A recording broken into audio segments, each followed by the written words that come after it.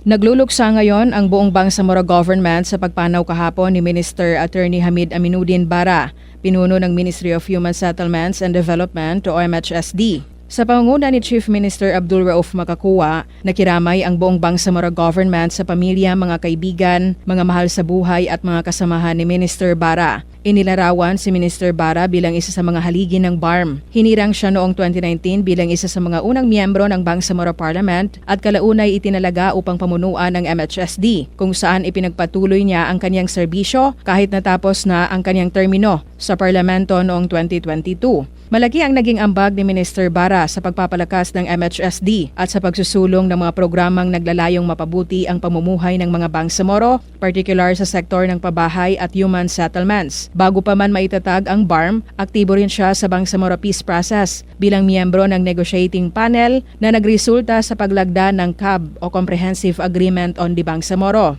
Ayon naman sa kanyang mga kasamahan sa MHSD, siya ay naging patuloy na gabay, inspirasyon at motibasyon sa lahat habang ginagampanan ang tungkulin sa ilalim ng hashtag na Work with Excellence and Perfection. Ang kanyang aral, kabutihan at pamana ay mananatiling buhay sa MHSD habang ipinagpapatuloy nila ang kanyang legasiya.